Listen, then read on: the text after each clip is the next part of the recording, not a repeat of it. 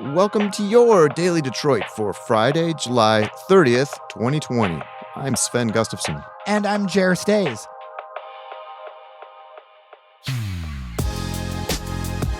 Michigan voters legalized recreational marijuana in 2018, and new retail stores are starting to open up in a handful of Metro Detroit communities that have decided to allow them. But these new dispensaries are a far cry from the city head shops of old. They're even a step up from the first wave of medical marijuana dispensaries that once proliferated in Detroit.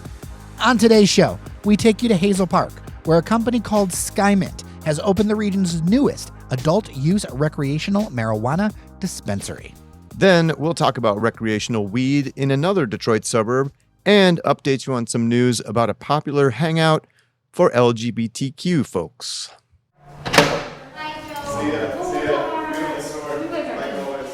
Skymint's newest retail location is located on John R., just north of 8 Mile, on a commercial stretch that frankly could use the boost. Like many of the buildings in the area, this one had sat empty for decades before Skymint gave it a full renovation. It's an airy, clean, and gleaming showroom that frankly wouldn't look out of place in an upscale mall. I think it's modern. I think it's minimalist. I think it's approachable. It's not too uptight. I mean, we sell weed. It should be fun, but it should also be pretty and attractive. That's Summer Ransom-Cleveland, president of retail for Skymint. She's in charge of designing the stores, merchandising, display, and all the rest. Ransom-Cleveland is a retail veteran who spent nearly 20 years at Urban Outfitters, where she ran operations and visuals for the brand's North American stores. I think the way we're doing it, it's not very different because we set out to have a browsable sales floor. We really do a lot of merchandising and display. We do weekly updates. We do product highlights. So it's not a typical dispensary where sales floor is kind of open and then you have mirrored stations and all of the product is behind the POS stations. This is really, you get to walk through, browse, learn. We have iPads with all of our product knowledge. We have sales staff out to help everybody. Skymint is the retail brand of Green Peak Innovations, a Lansing area company that launched 3 years ago and is now Michigan's largest cannabis company. It operates several brands of edibles, vape pens, and other products, including a collaboration on cannabis-infused gummies with Shorts Brewing Company, a Michigan-based craft brewer. And then we have another brand that we manufacture and produce called Two Joints.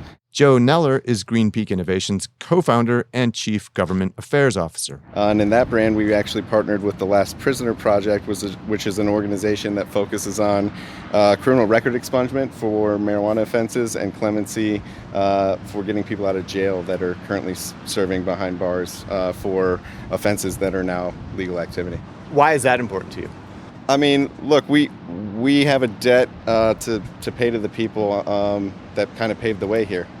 It was illegal. I personally never thought it was a moral thing to do to make marijuana prohibition policy in the United States, and people had greater courage of their convictions to break those laws and pave a way to make it legal.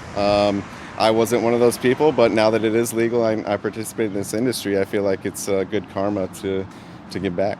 Neller started the company with Jeff Radway, an entrepreneur who previously worked in sports apparel manufacturing. Neller's the guy who stays on top of regulations out of Lansing. He also appears before city councils and planning commissions when Skymint is trying to open new locations. Came out of traditional healthcare government affairs work. So traditional healthcare, we always paid attention to what the state of Michigan was doing with medical marijuana in particular, but never really involved in it. I knew what the state was doing in 2016, passing the Licensing Act and commercializing the industry. Started talking with my business partner, Jeff Radway, who's a lifelong entrepreneur. He was selling his previous business, and things just kind of coincided and lined up, and decided to get in this together, and here we are 3 years later. Green Peak is also vertically integrated, meaning they control their own supply and distribution. We operate about 76,000 square feet of cultivation and processing space in the Lansing area. That's where we manufacture most of the products that are sold through our Skymint retail stores. The company in 2018 made a $13 million deal with a real estate investment company to lease a big grow operation in a marijuana business park outside of Lansing. Green Peak has also run several investment rounds, including a $10 million round last year to help it fund expansion. Today, the company has around 300 employees and counting.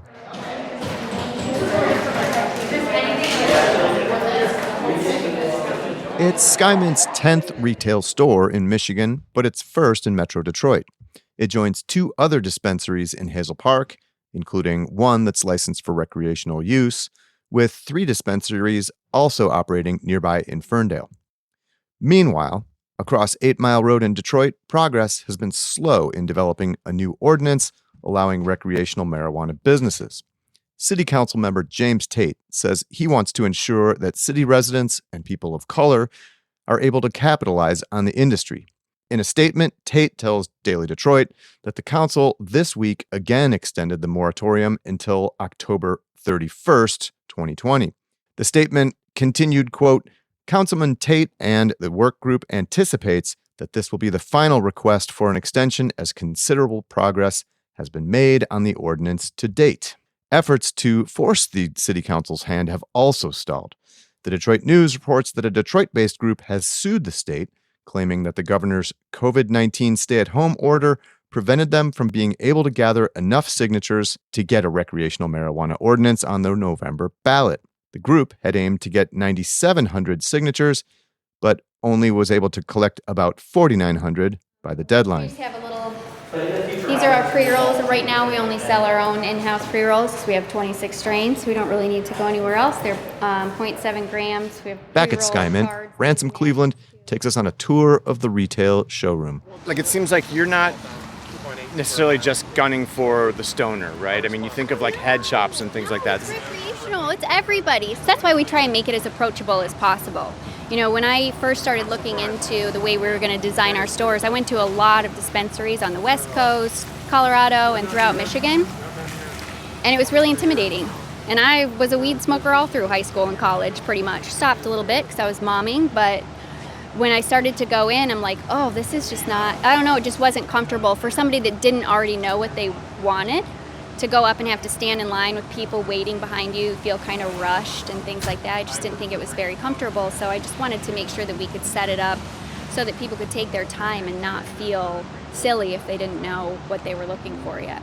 And just a heads up, in case you plan to visit, Skymint will be curbside pickup only to start, run through an online ordering system. They plan to open the showroom to customers later in August.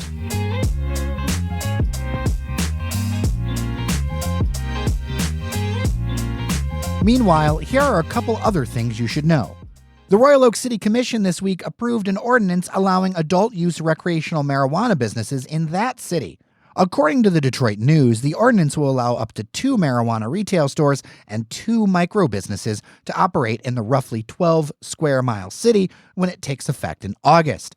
The businesses will have to be located at least 1,000 feet away from an existing school or other cannabis business. The 5-2 vote came after a lengthy comment period in which more than 20 residents spoke out against the idea of locating marijuana businesses along Woodward Avenue and near residential neighborhoods. The City Commission had been working on the issue for more than a year. Next for the city is to create an application process for prospective businesses, then conduct a review of applications and proposed sites. Sven, right off the bat here, 2 quick thoughts. Number 1, these are going to be in very high demand. And number 2, it's always interesting to me how people vote for marijuana in theory, but then when it comes to actually being near their own house, they tend to have a problem with it. Yeah, that is interesting. And we've talked before too about how Royal Oak is, leans Democratic in its voting and everything, but it's a fairly closely split city. It's got kind of a more progressive leaning, downtown and some of the neighborhoods around downtown. But, the further north you get into Royal Oak, the more kind of, the older the demographic, and I think the more kind of conservative leaning it gets. I would also add here, Jared, that this application process and everything, I would not expect to see any new recreational marijuana businesses open in the city of Royal Oak for quite some time now. I think it's going to be a while before we see that actually happen. Staying in Royal Oak, the Metro Times reports that longtime LGBTQ bar and restaurant Pronto has been sold. The buyer is its next-door neighbor, 515, a novelty shop famous for hosting weekly drag queen bingo events. The new owners reportedly plan to keep the Pronto name, including the exclamation point that comes with it, but over the next 18 months, they plan a major 60s-era mod renovation of the 10,000 square foot space on Washington Avenue. They'll also add a 2,000 square foot outdoor patio for events and social distancing. Two businesses partnered together back in 2018 when 515 moved from across the street right next door to Pronto. It's been staging its drag queen bingo online since the beginning of the coronavirus pandemic in March. But it plans to bring back drag queen bingo brunch starting in August. Sven, I'm actually excited about this one.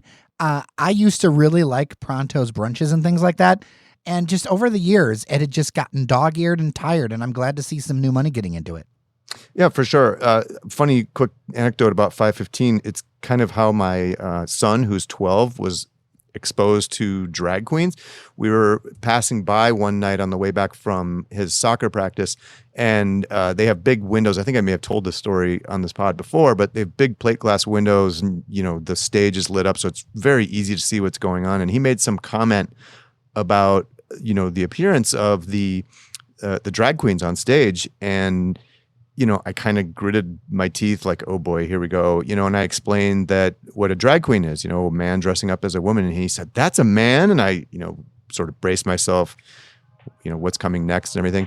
And then he said, he did a really good job of dressing like a woman. So, hey, I'll take that win.